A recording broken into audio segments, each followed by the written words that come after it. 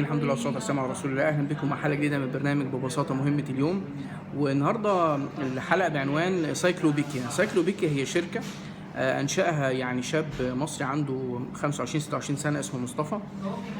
جات له الفكرة من خلال إنه قدم في يعني مسابقة اسمها إنجاز، وقال أنا حابب إن أنا أعمل مشروع معين. فالفكرة جات له إعادة تدوير أجهزة الكمبيوتر أو المذر بورد تحديدا، وإزاي أنا ممكن أطلع منها ذهب وفضة وبلاتينيوم وشوية المعادن دي وبيعها. ففكرة إعادة التدوير فكرة مهمة يعني ممتازة. الشاب ده ما شاء الله بيبيع أو شركته بتبيع حوالي ب2.5 مليون دولار في السنة. ما شاء الله، كانت فكرة ممتازة جدا جدا. مهمتك بكرة أنا عايز أول حاجة إن إحنا ننمي ثقافة إعادة التدوير دي في بيوتنا. يعني مهم جدا ان انا انشر بين صحابي وبين قرايبي وحتى في بيتي ان يا جماعه الورق احنا عايزين اي ورق زياده بدل ما نرميه في الزباله، لا نوديه للنهارده الجامعات الخيريه على مستوى الوطن العربي كله. كلهم بيتكلموا على موضوع عالة التدوير ده.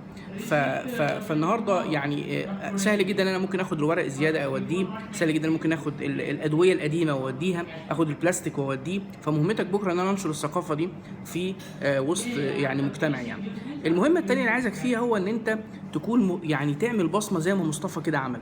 يعني عايز انت تعمل بصمه، يعني تفكر كده في حاجه ازاي انت تستطيع ان انت بفضل الله عز وجل ان انت تضيف بصمه لدينك، وتضيف بصمه لبلدك، وتضيف بصمه لنفسك. يعني حتى نقول يعني كان هنا رجل وهذا اثره.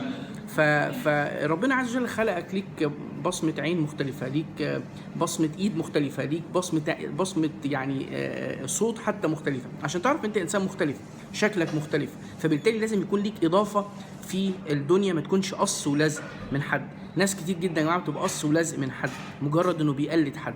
لا، انا عايزك تكون انت ليك بصمتك في الدنيا دي، وتكون ليك اثر فعلا في الدنيا دي.